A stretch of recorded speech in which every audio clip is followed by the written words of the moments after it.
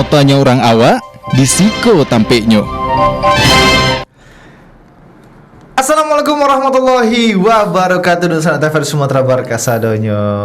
Sanang mana mungkin Oscar hadir menemani sana kasadonyo di podcast sampai mau tanya orang awak di siko tampeknya dun sana. Nah, Oscar yang bertanya bahwa kabar dun sana kini mudah-mudahan dalam keadaan sehat dun sana. Ya amin amin rabbal alamin. Nah, dan dun sana kini kita sedang menghadirkan seorang bintang tamu di podcast sampai Mota kini. Nah, jadi abang go mendapatkan salah satu desain terbaik dan menjadi desain untuk perayaan HUT RI yang ke-81. Langsung silah kita perkenalkan di sana Bang Fajar Novario. Selamat siang Fajar. Siang Bang. Wah, Fajar bagaimana kabar hari ini Fajar? Alhamdulillah baik. Alhamdulillah baik ya. Senyum terus ya. Senyum karena terus. desainnya di mana-mana ya. Iya. Sudah di mana-mana ya. Sudah di Jadi mana-mana. di umbul-umbul, di video terus di mana-mana pun sudah ada desain Sudah kamu ada. ya. Alhamdulillah ya. Alhamdulillah ya. Yang ke-81. Ke-81. Ke-81. Ya. Itu gimana ceritanya kok bisa ikut ajang kompetisi berarti ya? Atau Ya. gimana tuh? Itu Sayembara sebetulnya gimana? sayembara. sayembara. Oke. Sayembara tertutup istilahnya. Oh. Dan sayembara tertutup nih emang udah dari at least 10 tahun atau 5 tahun terakhir aku lupa. Udah lama berarti. Udah lama juga. Udah lama. Jadi itu program yang diinisiasikan oleh ADGI, Asosiasi Desainer Grafis Indonesia. Oke. Yang punya program itu Aha. mereka itu emang setiap tahunnya ada open call. Open call di mana kalau misalnya ada studio desain Aha. yang ada di Indonesia itu bisa nge-submit untuk ngerjain visual identity ke-81, ke-80, ke-79 gitu-gitulah gitu. Dan setiap tahunnya ada gitu. Tapi yang berbeda dari tahun ini sebetulnya ya sistem yang voting publik. Mungkin teman-teman tuh pernah lihat 2 minggu atau sebulan yang lalu lah gitu. Itu kan ada voting publik. Jadi yang berbeda sistemnya di sana gitu. Oh, berarti yang ini pakai sistem voting publik berarti. Iya, tapi yang tahun-tahun sebelumnya itu sayembara, open call, tertutup. Nanti setelah presentasi segala macam ke kementerian, itu langsung dipilih oleh presiden atau Kemensetnek gitu. Oh, oke. Gitu. Oh, berarti ini memang pure dari pilihan masyarakat berarti ya? Ya, Kalau kalau yang punya tahun ini Fajar bisa ini ya? dikatakan seperti itu. Oh, karena memang voting publik ya. Kalau sebelum-sebelumnya kan enggak. Berarti pihak Dari istana Istana yang memilih kan langsung, kalau tahun-tahun sebelumnya. Betul. Kalau tahun ini publik. Publik, Oh, ya. mewakili masyarakat dong berarti. Iya bisa dikatakan seperti itulah. Oke, masyarakat. Tapi rasanya gimana sih desain kamu dan desain untuk HUT RI ini bisa terpampang di semua daerah gitu di seluruh hampir di seluruh Indonesia gitu? Yang pastinya unexpectedly happy sih sebetulnya. Karena kita nggak bakal nyangka kita nggak bakal tahu nih ternyata awalnya kita itu emang iseng coba-coba ikut terus ya udah ternyata kepilih.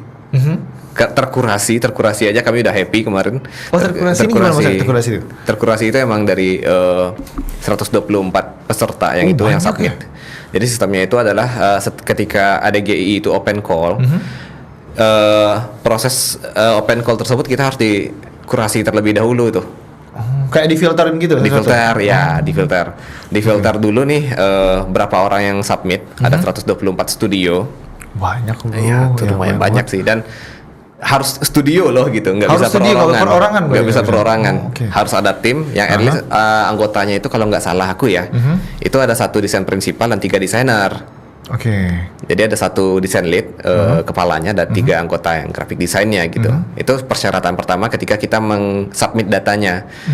Gitu. Dan terkumpullah 124 studio desain, let's say itu adalah studio desain gitu. Oh, oke. Atau timnya lah gitu. 124 tim ini mensubmit portofolio masing-masing. Portofolio perusahaan atau apanya tuh? Portofolio perusahaan yang bergerak di bidang visual identity. Oh, oke. Jadi minimal itu ada 5 portofolio. Dan portofolio itu ada syarat lagi tuh, ada portofolionya harus real, Oke. portofolionya harus ada study case-nya. Harus bersangkutan sama project yang mau dikerjain nih gitu. Jadi kita kan projectnya visual identity. Jadi ya kelima 5 portofolio itu harus visual identity itu gitu. Kalau misalnya di desain tuh emang udah udah lumrah lah gitu. Hal-hal perihal kayak gitu. Dan portofolio itu dikurasi dari 124 studio tadi itu dikurasi hingga berapa aku nggak tahu. Ya. Karena dia itu pihak ADGI yang tahu pastinya. Iya. Pihak penyelenggara lah ya. Pihak penyelenggara ya. Iya. 124 itu dikurasi lagi kita melalui tes wawancara setelah itu. Oh, diwawancara lagi. Wah, Iya. ribet juga ternyata. Panjang Iya, perjalanannya. diwawancara. Aha. Kami itu diwawancara kayak aku nggak tahu juga yang diwawancara ini berapa orang, Oke. berapa tim. Kita diwawancara apa tujuan, terus backgroundnya apa, terus banyak lah yang emang ngetes mental lah, gitu. Mental Tes soal mental. apa ya? Kebangsaan negara. Iya. Tes mental juga, tes pengetahuan desainnya juga, Oh, kesiapannya. oke. Terbiasa nggak ketemu sama klien atau present ke kementerian segala macam gitu-gitulah. Oh, Kesiapan oke. mental, kesiapan pengetahuan gitu-gitu. Kelar dari wawancara oleh Asosiasi Desain Grafis, Desainer Grafis Indonesia. Barulah 2 hari setelah itu kita diumumkan terpilih dari 5 peserta yang terpilih gitu. Oh, 5 peserta. Oh, 5 akhirnya peserta. Akhirnya di filter itu dikurasi, 5 ya. jadinya. 5 jadinya. Gitu. Oke. 5 peserta ini atau 5 tim ini, inilah yang melalui proses comprehensive design yang sangat panjang gitu, yang memakan waktu tuh 4 minggu. Sebetulnya nggak panjang-panjang amat sih 4 minggu itu. Sebulan lah. Sebulan lah. Lumayan lama. Tapi kalau untuk nation branding atau bikin visual identity yang skalanya nasional, itu semua waktunya lumayan ngos-ngosan juga itu. Gimana? Nah, keburu sama deadline-nya juga Iya, nih keburu sama harusnya kan. deadline Karena kan gitu. sebulan dikasih waktu. Iya, Ya kurang lebih sebulan. 4 minggu ya berarti 4 dikasih minggu. waktu. Dan kami itu per minggunya Aha. itu emang dikasih deadline checkpoint pertama, checkpoint kedua, checkpoint ketiga. Astaga. Kita harus nge-present Wah, gak checkpoint kebayang tuh pertama. hektiknya gimana itu. Betul. Hektik sekali hektik itu banget. pasti. Astaga. Kami sampai biasa kan working hour itu dari jam 11 sampai Iya. jam 6 kalau di Auman Design. Ah. Kami itu sampai ya udah kita hari ini begadang Aha. deadline karena besok mau kita present checkpoint pertama. Sampai kami beberapa kali tidur di kantor, di studio. Udah buka kos-kosan kantornya akhirnya. Sehetik itu. Untungnya kami kan cowok-cowok jadi ya Ya oke lah dan cowok-cowok single kan. Iya. dan masih single gitu. Masih single, astaga. Ya ibaratnya ya masih free aja masih free gitu. aja gitu kan, nggak ada hambatan, nggak ada apa segala macam berarti ya. Iya. Berarti aman-aman aja. Dan pada saat desain juga semuanya alhamdulillah lancar semua berarti ya. Ya lancar semua. Wah, alhamdulillah. gokil sih selama 1 bulan. Ya, tidur aman pada saat itu? Nggak aman dong pasti. Oh nggak aman pastinya sih. Itu nggak aman. Kerjanya udah nggak 9 to 5 lagi ya. Bukan 9 to 5 lagi itu. All day. All day. All day. all night, astaga. All day, all night. Tapi kan berarti ada apa ya? Ibaratnya ada organisasinya juga berarti di dalam apa tuh? Ada ibaratnya ada hit design apa segala macam. Kalau Fajar sendiri sebagai apanya? Hit design ya berarti? Aku sebagai hit design-nya apa ya? Apa yang kepala Design lead, desainnya? Iya, lead design. Desain prinsipal lead design. Oh, oke. Berarti sebagai lead designer Lead berarti. design. Oh, berarti ada berapa orang berarti anggota Fajar pada situ? Nah, kalau di Auman Design Bureau itu sendiri ya. Kami punya 9 anggota, Oke. 9 orang ya, Iya. termasuk aku sendiri. Aku sebagai desain lead, terus graphic designer itu ada Fakhrul Ihsan namanya, Aha. itu terlibat juga di HUT RI. Terus ada juga M Khalif, itu namanya panggilannya Culip. Culip. Kayak nama konten kreator. Itu graphic designer juga. Oh, graphic designer juga. Oke, bukan konten kreator ya. Bukan content creator. Graphic designer. Ada Fatan Areza itu fotografer Aha. sama videografer. Itu ada Aldi Yanto. Aldi Yanto itu sebagai editor video motion designer. Motion designer istilahnya sama foto editor. Terus ada Riani adalah copywriter kami. Oh, Riani ya, Ya. kenal Riani. Pernah main kesini juga. Oh, Iya, Riani. Riani Wibawa Putri ya. betul. Iya betul Riani. Oh, oke. Berarti Itu ada copywriter kami. dari semua laki-laki ada Riani sendiri berarti yang perempuan di sana. Ada juga nih cewek yang lain. Oh, ada yang lain. Ada ya, lagi. coba. Kira Riani sendiri. Enggak. Oh, ada yang lain juga berarti. Ada yang lain juga.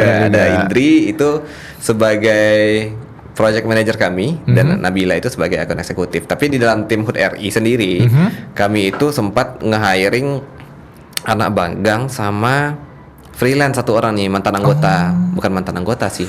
Anak magang juga sebelumnya, anak magang tapi juga, kami hiring oke. untuk ngelanjutin kerjaan Aha. dan ngebantu kami dalam HUT RI ini gitu. Oh, oke. Identitas visualnya gitu. Oh. Ada Mursyid itu dia hybrid, dia di Pekanbaru kebetulan. Ada satu lagi Salsabila Atifa sebagai intern yang dia tuh jadi kami itu aku Culip, Ihsan sama Mursyid itu kan semuanya graphic designer. Iya. Dan kami lagi fokus visual identity gitu. Si HUT 81 RI ini. Oh. Dan untuk kerjaan daily working itu biasanya kami lempar ke Salsabila Atifah tadi sebagai intern. Astaga, dia mengeksploitasi anak magang. Tapi status dia bukan intern pasti. Oh ya. Ketika itu. Ya gitu loh. Ya freelance dan ya apalah. Ya paham. Sesuai itunya lah. Iya, tapi kan sesuai itu apa dia lah ya, Iya. Sesuai kemampuan dia ya. Sesuai Tidak kemampuan eksploitasi dia. lah ya. Bukan eksploitasi. Berbeda. Karena Tidak tuh ada eksploitasi ya. Walaupun intern. Walaupun intern. Iya. Tapi perpanjangannya di kontrak bukan intern. Bukan intern. Bukan intern. Oke. Intern dia ada kelar sebelum apasnya itu kami lagi HUT RI jebol namanya. Si Salsabila Atifah ini internnya langsung putus karena habis jangka magang. habis waktu magangnya. Akhirnya kami kasih tawaran daripada kami ribet nih nyari orang lain segala macam dan performance-nya oke banget nih. Iya. Reoffer nih kontrak. Mau nggak freelance kita expense sebulan tapi nggak intern bahasanya emang freelance ya. dan untuk kan kamu udah tahu nih kerjaannya apa aja nih dan kamu expand aja sebulan gitu sebagai freelance gimana oke nggak gitu oke dan ya udah sangat terbantu lah gitu, Oke, ini kita penasaran kan bagaimana sih bentuk visual dari logo HUT RI ke-81 ini dan bagaimana filosofi dan penggambaran segala macamnya. Berikut visualisasinya untuk Anda, Ustaz.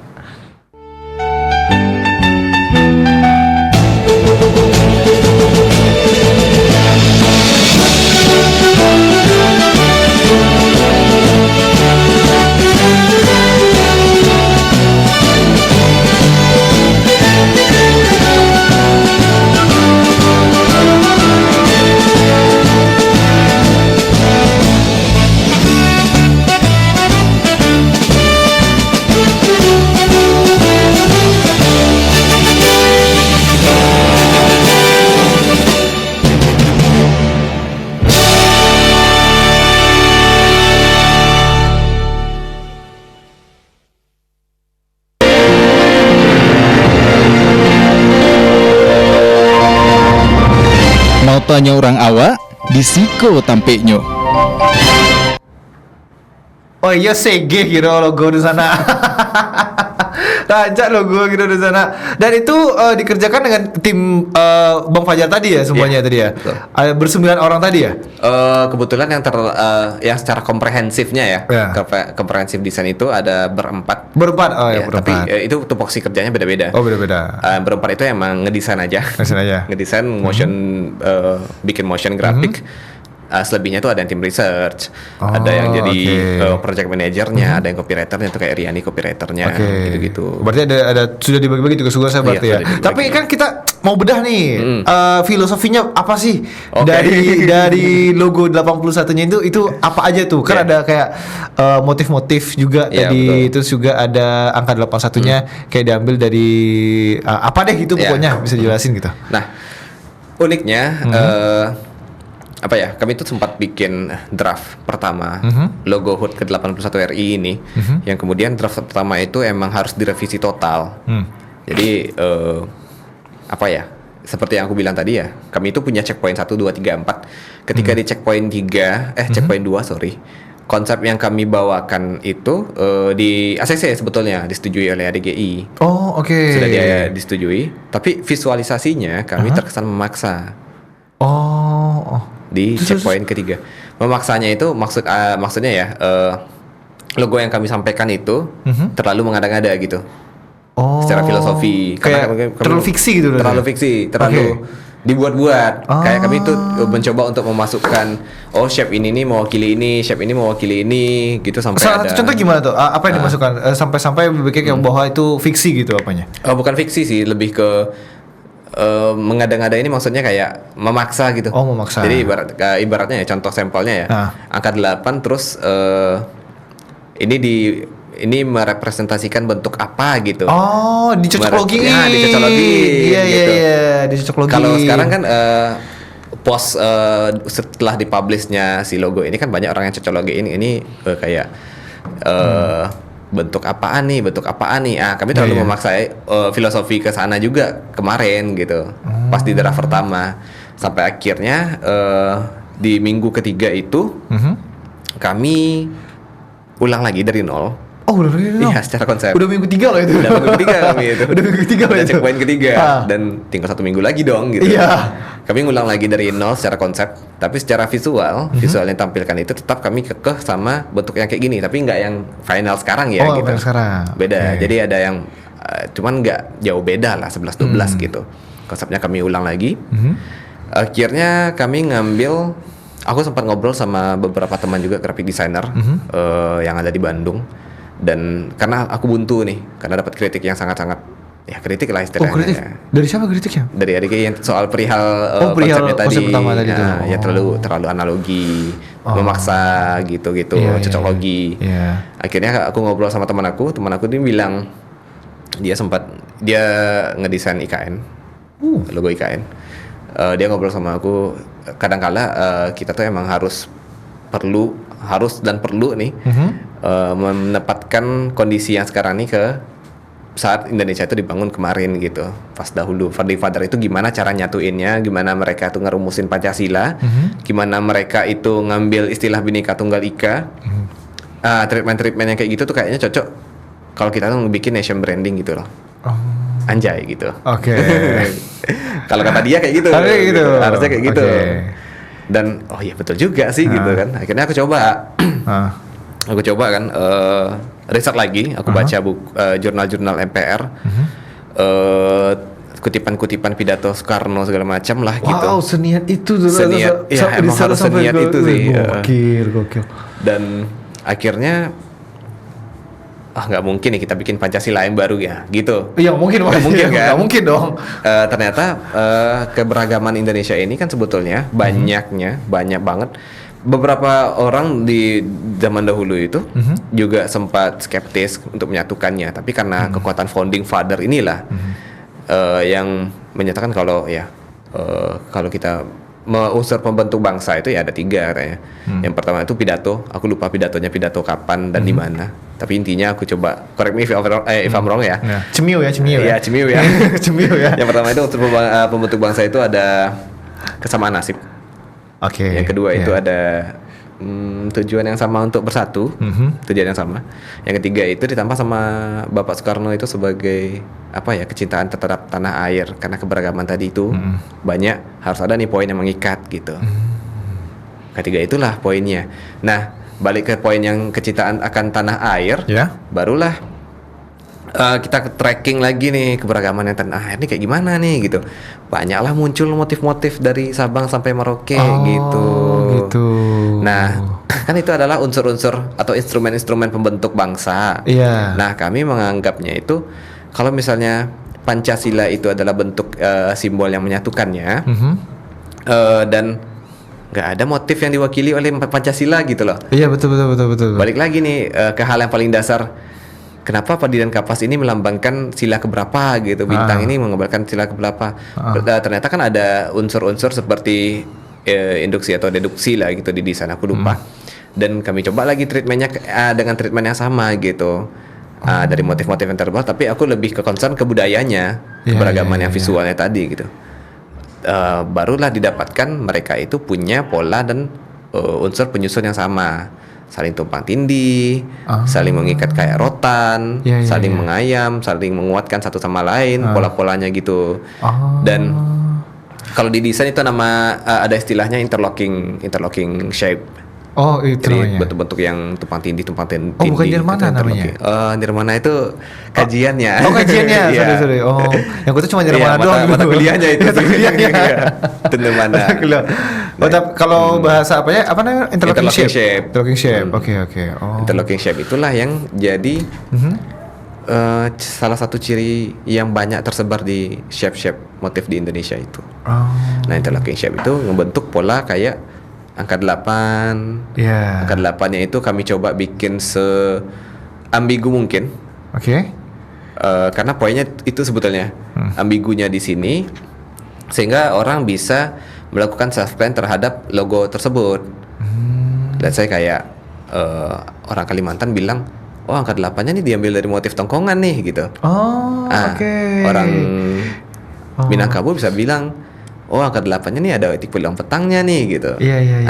Harapan kami kayak gitu. Iya, Jadi iya, karena iya, banyak iya. motif, terus kami bikin dia lebih ambigu. Biarlah mereka berteori sendiri jadinya. Iya, gitu. iya, Karena iya. sebetulnya identitas visual negara, bukan negara ya, yang bersifat nationwide gitu, itu kan dirayakan untuk semua orang. Dan itu diaplikasikan ke semua lapisan masyarakat gitu. Iya. Gitu. Itu lagi untuk rakyat atas kedaulatan rakyat gitu. Oh. Itu konsep utamanya lah. Konsep utamanya Iya, gitu. untuk rakyat atas kedaulatan rakyat. Oh, berarti secara tidak langsung dari logo 81 itu sudah mewakili semua daerah di Indonesia berarti ya? Bisa dikatakan sebagian besar. Sebagian besar kan, Iya, sebagian besar. besar. Kayak contohnya tadi kan kalau di Kalimantan mereka udah berpikir, oh ini, ngambil motif ini tokoh. nih Iya. gitu kan. Kalau di daerah Jawa ngambil motif ini dan sebagainya Iya, kan. betul. Oh, oke, gokil. Makanya interlocking shape, bentuknya yang pola menyusunnya itu karakter yang penyusunnya tadi gitu, diambil karakternya bukan motifnya yang plek-plek gitu. Gitu. Wah, keren sih. Dari kalau yang sebelumnya berarti berbeda jauh dong sama yang sebelumnya berarti. Berbeda jauh, bisa dikatakan berbeda jauh. Kalau dulu kalau yang draft pertama itu kami mikirnya gini nih. Ada tema namanya Indonesia Berdaulat, Adil dan Makmur. Oke. Indonesia Berdaulat ini aku pecahin lagi nih. Oh, ada lagi. Ada lagi susahnya. nih, kalau berdaulat itu tandanya kayak gimana nih? Berdikari. Berdaulat itu kita punya terintegritas misalnya. Bla bla bla segala macam, poin-poinnya itu ada sampai 5 poin. Buset, Dan banyak banget. iya, Baru 3 baru ada 3. lagi 5. Iya. Mungkin ada 15 sampai 20 poin Buset, tuh. banyak. Kemarin makanya terlalu memaksakan gitu. Dan ketiga, let's say itu ada berdikari, ada integritas segala macam. Berdikari itu kami visualkan, namanya ada visual. Oke. Key visual ini bentuk visual apa yang mewakili poin dari berdikari. Let's say Astaga, ada lagi dong. ada bentuk pilar misalnya Oke. kan, pilar atau bentuk tiang bendera gitu. Ada kepalan tangan gitu. Nah, waving flag gitu kan, itu poin-poin yang secara visual dia mewakili dari berdikarinya tadi.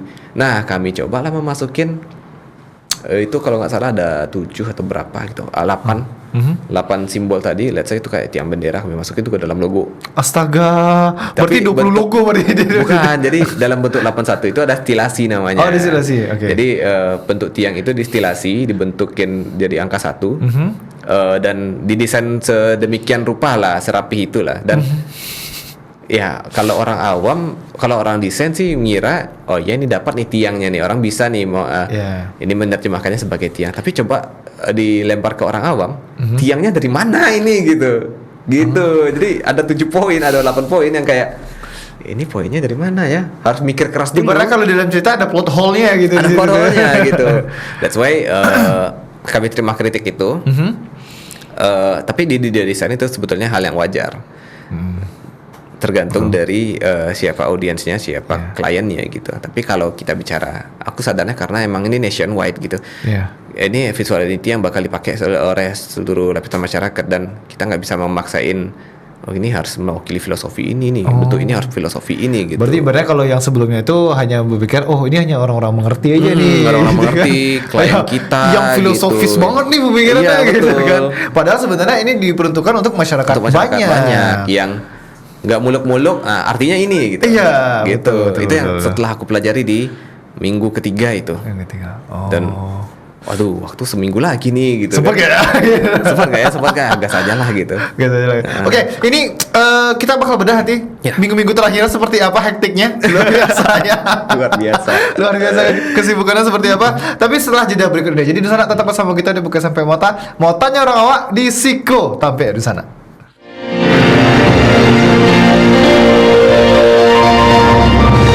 Mau tanya orang awak di Siko tampeknya. Kembali lagi Nusana bersama kita di Podcast Sampai Motah. Mau tanya orang awak di Siko tampeknya. Dan Nusana pun bisa menonton kita di seluruh media sosial TVRI Sumatera Barat. Dan Nusana bisa mendengarkan live comment atau pertanyaan-pertanyaan di YouTube channel TVRI Sumatera Barat dan di TikTok channel @TVRI Sumbar Nusana. Oke, Fajar. Ini kan Fajar alhamdulillah kan sudah menang. Alhamdulillah. Nah, alhamdulillah ya. Ibaratnya menjadi yang terpilih lah ya, Yes. 21. Nah, kita penasaran nih bagaimana sehektik apa, sesulit apa mendesain atau menciptakan logo untuk Hut RI ini? Kesulitannya apa yang paling terasa banget gitu? Tidur pasti ya pertama sulit. Tidur pasti. itu waktu emang tergerus banget sih waktu. Betul. Kesulitannya sebetulnya karena kita itu deadline-nya sangat-sangat tight, sangat-sangat tight, dan kita itu harus nge-report per minggu per checkpoint. Kita harus ada presentasi dan itu menjadi sebuah sebetulnya challenge gimana kita tuh bisa bisa mempersingkat waktu, mempersingkat pekerjaan segala macam, dan tantangannya itu yang paling sulit sebetulnya adalah di research. Oh, research. Iya, research. Nah, ngomong soal research itu kan banyak banget elemen-elemennya ya. Betul. Foto-foto, video-video segala macam. Nah, kalau Fajar biar nggak terkena copyright, betul. Apalagi di company kan, kan sangat ketat sekali, strict sekali kan. Nah, itu bagaimana tuh menghindari itu? Nah, dari ADGI sendiri setiap kami checkpoint, mereka tuh selalu mengingatkan kalau font yang kita pakai itu harus font yang open license. Open license. Berarti yang Arial Times New Roman gitu nggak bisa dipakai? Itu open license. Oh, itu open license. Oh, oke. Jadi open license yang biasanya open license itu bisa didapatkan di Google Font. Google Font, oke. Selain dari Google Font itu ada yang berbayar, ada yang bajakan, ada yang nggak resmi license-nya segala macam. Itu dan harus hati-hati, dan salah satu website yang emang resmi dan open license itu salah satunya Google Font. Oh, Google Font. Ya. Saya baru tahu tuh ada Google Font. Jadi mau dipakai untuk apapun di Google Fonts, itu insya Allah ya. Insya Allah ya.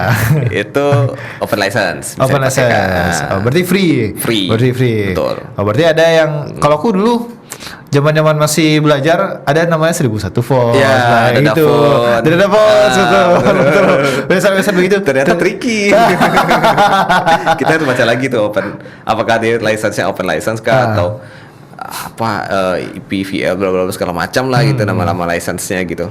Kita harus baca lagi tuh. Tapi di Google Fonts tuh pasti apa saja? Pasti free berarti. Free. Oke. Kalau untuk foto-foto sendiri ada website lain nih namanya Unsplash sama Pexels. Oke. Unsplash itu tempat di mana kita itu bukan ngejual ya. Kita itu bisa nge-upload foto. Kita bisa ngejual foto juga.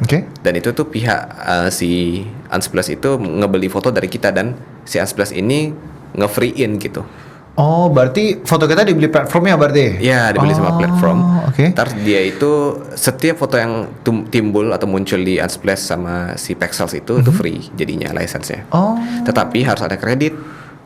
Oh, kredit masuk kreditnya apa? Subscription atau gimana tuh? Bukan kredit itu harus kita cantumin nih fotografernya siapa. Iya, watermark lah. Watermark. Ya, seperti jenis watermark lah ya. Iya. Gitu. Harus dicantumin di sana gitu. Dan mereka ada premiumnya kalau Unsplash sama Pexels ini, tapi kita ambil yang free-nya banyak juga sih. Itu membantu banget untuk cari resource, foto-foto, video-video gitu. Tapi kita harus perhatiin apakah itu premium atau itu gratis. Dan kita harus nyantumin foto by siapa, dapatnya di website mana gitu. Dan itu kami masukin semuanya itu di buku panduan visual identitas visual ke-81. Di lembar terakhir itu semuanya ada tuh foto ini, website linknya ini dari Unsplash, siapa yang moto gitu. Ada banyak. Berarti ada kredit sini juga, berarti ada kreditnya. Ada kredit juga berarti di akhiran. Ya, semacam kredit scenes lah. Ya, kredit scenes lah berarti ya. Ya, semacam itu. Foto ini dari siapa? Ya, ini dari siapa? Betul. Berarti kalau untuk font sendiri itu berarti dari Google Fonts, berarti udah free semua berarti dipakai. Font itu dari Google Font, foto itu dari Unsplash sama Pexels. Tapi ada juga beberapa yang kami itu ambilnya dari mana kemarin ya? Aku lupa. Tapi kami izin langsung gitu. Ada juga yang kebutuhan presentasi itu seperti lagu. Kami bikin untuk presentasi pertama itu lagunya pakai lagu dari Sabang sampai Merauke. Dan itu beatnya pas banget dan oke banget, cocok sama videonya sebetulnya. Jadi kita nggak pakai lagu yang 17 Agustus sebetulnya. Yang sekarang udah dipakai berarti? Ya, yang sekarang itu versi yang udah direvisi. Udah direvisi. Udah direvisi. Karena kami pakai yang 17 dari Sabang sampai Merauke awalnya. Konsepnya dapat, beatnya dapat, terus tempo juga reveal-nya dapat, semuanya dapat lah gitu. Tapi logo sorry bukan logo. Lagu yang dari Sabang sampai Merauke ini itu yang produserin kalau nggak salah Keraton Jogja. Dan itu udah ada di YouTube dan Instagram belum ada.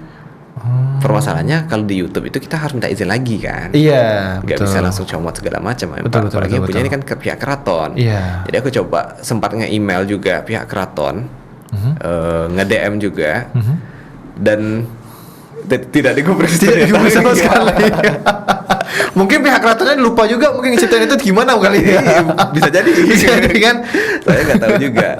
itu sempat kontak juga. Dari beberapa juga kayak ada video. Jadi video yang paparan tadi itu kan paparan presentasi tadi itu di awal-awal kan banyak foto-foto slide. Iya betul. Nah sebetulnya itu adalah video.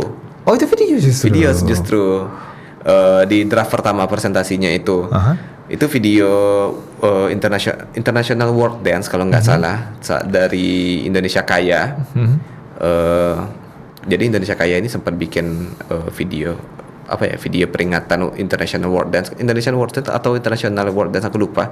Waktu di YouTube itu emang tari-tarian Indonesia di syuting di gunung apa aku lupa, tapi itu emang keren banget. Itu mewakili keberagaman banget dari Sabang sampai Merauke. Tariannya ditampilin semuanya di sana. Ada sejam atau 40 menit videonya. Aku pakai itu awalnya. Oke. Dan cocok banget gitu loh. Videonya dimasukin ke dalam motionnya. Aku email lah Indonesia Kaya ini. Dibalas lagi nih. Dibalas yang ini. Ya, alhamdulillah dibalas. Alhamdulillah dibalas. Tapi nggak boleh dipakai. Oh nggak boleh dipakai. Iya. Justru. Aduh sayang banget. Makanya kita ganti sama slideshow foto-foto yang ada kami dapatkan di Pexel sama Unsplash tadi. Oh gitu. Astaga, seniat dan gokil sih itu researchnya. Iya. Wah itu mendengar saja sudah sangat melelahkan gitu. Tidak serta merta ingat di sana tidak mencari di Canva di sana ya. Tidak mencari di Canva sama di Google saja. Betul. Ya, berarti ini benar-benar research sendiri dan itu ada aplikasi berbayar juga dan lain sebagainya. Itu ada pasti. mengeluarkan keringat dan uang yang sangat-sangat lumayan juga berarti di dalam desain ini berarti ya. Wah gokil sih. Dan akhirnya alhamdulillah bisa terpilih. Alhamdulillah keren sekali. Dan untuk sekarang kan sudah selesai nih. Sudah selesai. Apakah ada tahapan selanjutnya atau habis di sini aja nih ajang sayembara nih atau gimana? Nah, untuk kan kita kan harus ada juga nih ibaratnya ini desain saya nih mau Anda apain lagi nih setelah ini, apakah bakal diperjualbelikan atau segala macam gimana toh? Nah, dari perjanjiannya sendiri ya, pihak asosiasi sendiri ngejelasin kalau ini sebetulnya adalah sayembara tertutup tetapi tupoksi pekerjaannya adalah proyek desain kan. Nah, proyek desain ini selesai apabila perhelatannya itu selesai juga gitu. Karena kami punya masih ada tanggung jawab seperti ya let's say dari Kemenseknek pengen bikin desain apa gitu. Pengen konfigurasi desain kayak gimana gitu. Ada kebutuhan website kah, ada kebutuhan AVA-nya kah misalnya atau Instagram publikasinya gitu. Kami masih harus di standby-kan dulu gitu sampai 17 Agustus itu sendiri baru benar-benar kelar gitu. Oh gitu. Berarti bisa dibilang ada kerjasama juga nanti sama Kemenseknek nanti ke depannya? Kedepannya itu pastinya kalau di luar dari ini ya itu bukan berlanjut, tipenya bukan proyek yang berlanjut. Bukan. Oke. Berarti ya habis sampai di sini aja berarti ya. Betul. Oke. Mana tahu kan Kemenseknek kan ada proyek-proyek yang lain kan? Mungkin ya. Tapi kan ini yang dari kelima finalis ya, yang bahas kelima finalis tadi. Ada nggak sih ibarat dari kelima finalis ini yang buat ini membuat saya jadi pesimis gitu dari kelima finalis itu? Itu gimana tuh? Pasti ada dong rasa-rasa pesimis. Pasti mereka yang menang nih, saya nggak mungkin menang nih, gimana gitu? Itu momen yang sangat-sangat apa ya? Mengejutkan sebetulnya ya. Kenapa bisa mengejutkan sana? Karena apa ya? Kami itu dalam proses inkubasi ya ibaratnya. Checkpoint 1 sampai checkpoint 4 itu sebelum kita voting publik, di-reveal ke publik, kami itu totally blind tentang ini desainnya kayak gimana nih si peserta ini. Itu seriusan. Kami nggak pernah dikasih tahu kalau desain yang finalis 1, 2, 3, 4, 5 itu kayak gimana satu sama lain. Emang tertutup itu. Berarti ya dia yang apalagi nggak diperlihatkan nggak berarti. Nggak pernah diperlihatkan prosesnya, nggak pernah. Karena emang transparansi atau apa ya sayembaranya harus seketat itu gitu. Kami nggak tahu sama sekali. Tiba-tiba jadi prosesnya kami itu setelah minggu keempat, minggu kelima itu kami presentasi ke Kemenseknek. Kami presentasi tertutup ibaratnya. ADGI, ada Kemensetnek, ada Balai Bahasa, sama satu lagi itu ada Kemenekraf. Oh, Kemenekraf ya. Jadi kementerian ini menyuruh kami untuk presentasi di depan mereka gitu. Kelima finalis. Kelima finalis. Iya. Tertutup juga berarti. Tertutup. Let's say tuh kayak aku jam 8 pagi nih gitu, setengah jam. Bukan setengah jam, 15 menit. Nanti 15 menit lagi aku disuruh keluar dari Zoom. Kami via Zoom nih. Oh, oke. Keluar dari Zoom, nanti yang peserta kedua lagi tuh. Begitu seterusnya sampai ke peserta kelima gitu. Jadi kami tetap nggak tahu nih karya ini kayak gimana, karya si A kayak gimana gitu. Sampai kami udah presentasi gitu. Setelah itu barulah si pihak ADGI ini ngabarin 2 hari setelah itu. Dia dia bilang kayak gini, Kemensetnek sudah memutuskan kalau ini kan dong gitu. Kalau Minangnya badampuang nih. Adalah badampuang. Kemensetnek telah memutuskan kalau 5 finalis ini dikurasi 3 lagi gitu ya. Oh, di filter 3 lagi. Gitu. Itu benar-benar kayak waduh difilter lagi nih. Apakah gitu. saya nggak boleh tidur 1 bulan lagi? Gimana nih? Masa difilter lagi? Difilter lagi, masih panjang kah ini? Iya, masih panjang. Setelah itu kami difilter jadi 3, tapi pihak ADGI sedang mengusahakan katanya. Oh, oke. Supaya kelima-limanya ini tetap ke bawah gitu. Jadi nggak ada difilter-filter lagi kelima-limanya, dan kita langsung ke voting publik. Oke, berarti ibarat langsung final ya gitu. Langsung final aja gitu. Oke. Baru di saat itu dia, dan kami masih belum tahu perancangan masing-masing. Dan voting publik itu bakal dibuka besok katanya kan. 2 hari lagi katanya. Aku lupa tanggal berapa kemarin itu. Dari tanggal segini sampai tanggal segini. Jadi kami disuruh nyiapin bahan lagi nih. Bahan kayak ada presentasi publik berupa PDF. Oke, lanjut. 80 halaman lagi. Harus nyiapin video. Video untuk presentasi logonya kayak itu tadi. Per divisi, per bagian itunya berarti. Iya. Aset-asetnya gitu lah. Aset sederhana kayak logo itu aja. Elemen-elemennya lah ya. Iya. Hanya logo, mock-up, PDF sama video motion tadi gitu. Disuruh siapin nih pas hari voting dibuka. Itu live juga di YouTube-nya si Kemensetnek. Kami nobar. Nobar. Teman-teman nobar di kantor. Kebetulan aku nobar di onsite di tempat proyek. Buka laptop. Karena emang penasaran. Jam 1 siang itu aku buka laptop sambil ngeliatin tukang tuh kayak, anjay kayak gini ya ternyata punya finalis yang lain gitu. Gokil nih gitu. Iya, ibaratnya karena di-reveal kan satu-satu. Oh, berarti di situ di-reveal semua satu. Iya, langsung kayak, waduh ini nomor 1 ngeri juga nih. Oh, ini nomor 4 ngeri juga nih, gitu-gitu. Terus langsung kayak, anak-anak di kantor tuh dah pada pesimis ya? Optimis pesimis sih. Ada yang optimis, ada yang pesimis. 50-50 lah ya. 50-50 gitu. Mereka udah pada di grup, wih keren-keren ya, gini ya gitu di grup. Aku balik, mulailah discuss ringan lah gitu. Nomor 1 nih apa yang jadi powernya, apa yang jadi weaknessnya gitu. Evaluasi lah gitu. Finalis nomor 1 nih apa yang jadi strengthnya, apa yang jadi weaknessnya. Nomor 3 nih apa yang jadi strengthnya, apa yang jadi weaknessnya gitu. Pokoknya dibahas lah semuanya gitu. Dan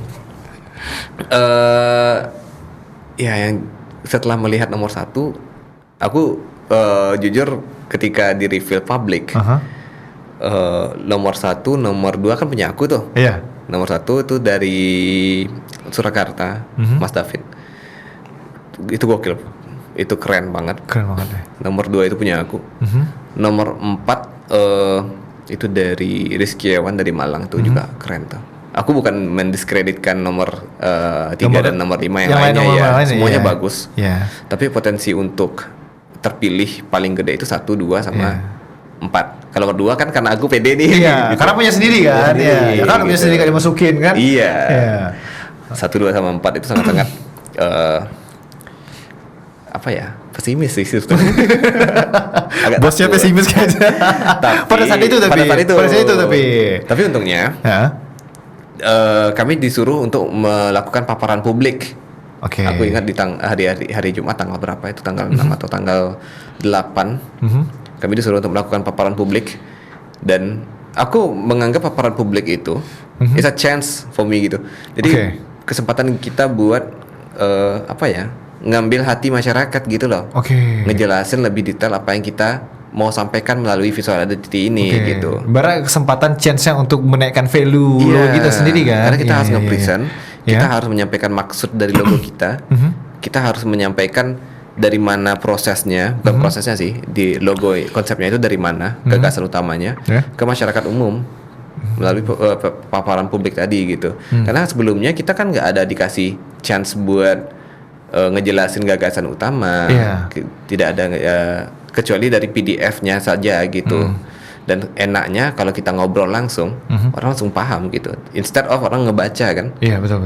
Aku udah pesimis tuh kalau di PDF orang malas ngebaca tuh. Iyalah, orang pasti bakal scroll aja pasti kan. Ada 80 halaman terus dia ngebaca. Habis juga waktu gua nih gitu. Iya, betul. Di paparan publik itu jadi kesempatan yang bagus tuh. Karena kita harus ngedengar dan kita merhatiin gitu loh. Aku nge-present itu pakai PowerPoint-nya, PDF-nya, dan kita jelasin satu-satu gitu.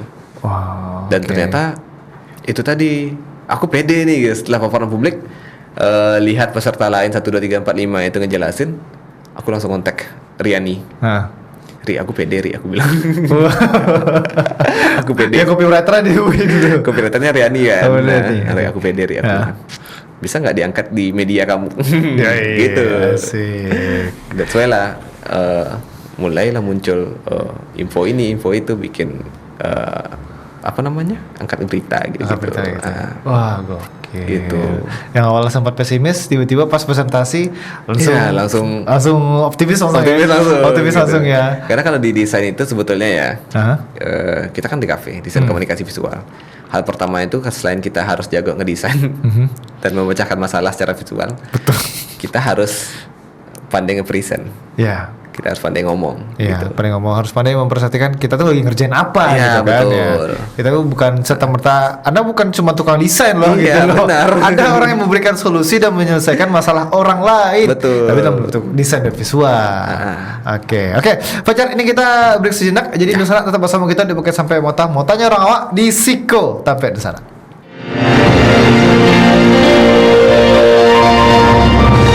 Motanya orang awak di Siko Tampeknya.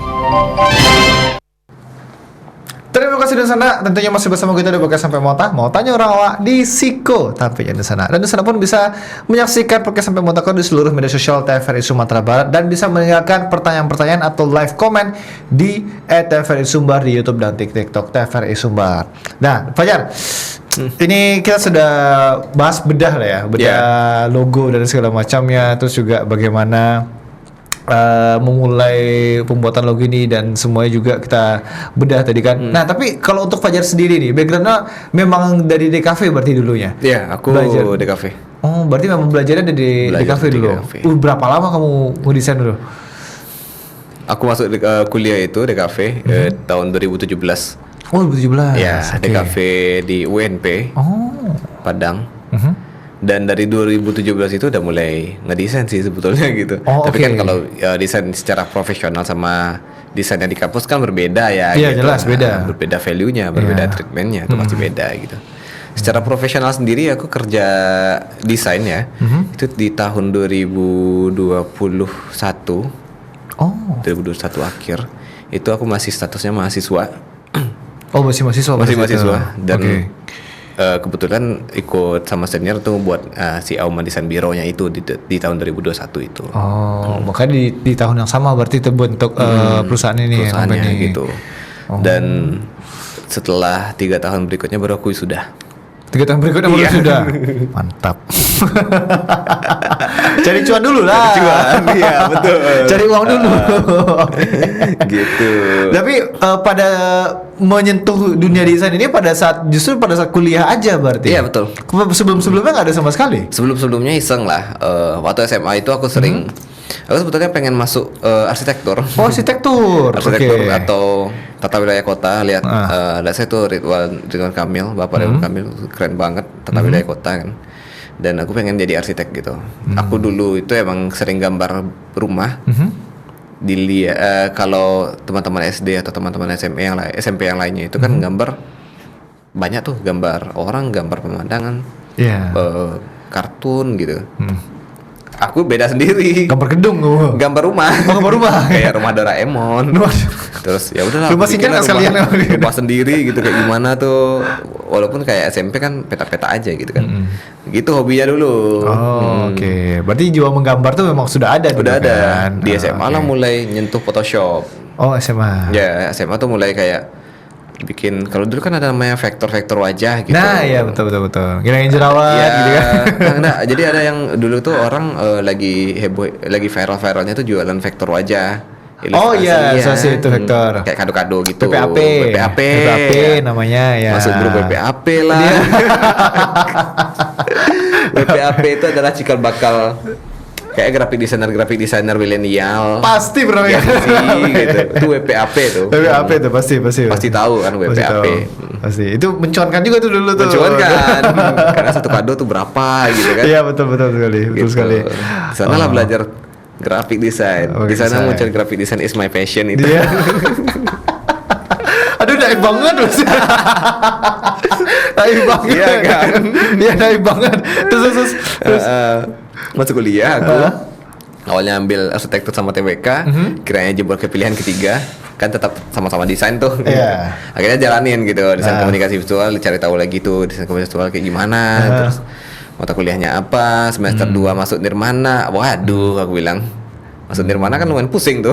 Lagi itu ada berapa kolom tuh, harus dibuat macam motif, melingkar, garis-garis ke bawah, vertikal, horizontal dan sebagainya gitu. Dan akhirnya ya dicoba jalanin aja gitu sampai akhirnya di tahun pasca Covid ya, pasca Covid, sama teman-teman itu, sama senior sih lebih tepatnya. Aku tahun 2020 bikin event di tengah-tengah pandemi. Itu PRV namanya. Itu emang event tahunan di kampus dan wajib tiap angkatan tuh bikin. Apesnya di angkatan aku itu orang lagi pandemi. Pasca pandemi itu kan di tahun 2020 ya. 2021 ya. 2021 awal itu Januari, yang harusnya kami di 2020 Desember orang masih PSBB. Diundur sampai ke Januari. Januari itu kami adain PRV di Transmart Padang itu. Keluar dari berarti apa banget di situ ya? Itu lagi itu chaos banget sih. Maksudnya kayak kenapa harus tahun ini nih gitu. Dapat apesnya gitu rasanya. Apesnya. Tahun-tahun kemarin aku ngebantuin senior aman-aman aja nih gitu. Kalau di tahun saya nih apes gitu. Kenapa di tahun aku apes, orang Covid segala macam. Orang teman-teman udah pesimis banget tuh. Udahlah, nggak usah ada PRV tahun inilah gitu. Tapi kan kalau nggak ada angkatan kita yang itu gitu. Bakal jadi bahan buah bibir nanti kan. Buah bibir. Karena perangkatan tuh gengsinya tinggi kalau udah bawa PRV gitu. Dan untungnya alhamdulillah berjalan dengan lancar ya pada saat itu ya. Dan sekarang Fajar pun sudah buat perusahaan sendiri juga gitu kan, bareng teman-teman kampus juga dulu. Setelah PRV itulah senior mulai, yaudah lu sudah event ikut kami aja bikin ini gas gitu. Oke. Berarti banyak lah ya perjalanan menjadi seperti sekarang berarti ya, sampai nggak banyak sih, sedikit. Sedikit malah justru. Serius. Tapi karena waktu kita yang tidak memungkinkan, kita akan mungkin di lain waktu kali ya kita lakukan. Karena nantilah kita kapan-kapan kita ngobrol lagi lah. Mau tahu Fajar kita undang lagi lah. Bisa. Aman Fajar. Aman. Fajar, terima kasih banyak Fajar ya perbincangannya tadi, menyenangkan sekali. Kita jadi tahu bagaimana filosofi dari desain logo Fajar dan lain sebagainya. Aku boleh nambahin nggak? Apa tuh terakhir? Nah, kalau visual identity-nya itu boleh diakses di website hudri.istanapresiden.go.id. Jadi di sana kalau mau mengakses logonya dan sebagainya bisa akses di situ tadi ya. Di website tadi ya. Mohon dibaca panduannya, akses aset-asetnya boleh download secara free dan bisa digunakan. Oleh teman-teman. Oke. Terima kasih Fajar atas waktu-waktunya. Terima kasih, sukses terus ya untuk perusahaan Fajar juga sendiri, untuk kehadiran dan sebagainya. Dan segala macamnya. Dan di sana itu pula perbincangan kita bersama Fajar, seorang salah satu finalis yang di sana menjadi berada di mana-mana sekarang. Luar biasa sekali. Dan di sana jangan lupa nonton lagi podcast sampai Motako setiap hari Senin jam di Sasa pukul balik atau jam 2 siang hanya di TVRI Sumatera Barat. Amboskan ya kawan-kawan saudaranya, pamit undur diri. Wassalamualaikum warahmatullahi wabarakatuh. Sampai jumpa di kesempatan lain di sana dan see ya, bye bye.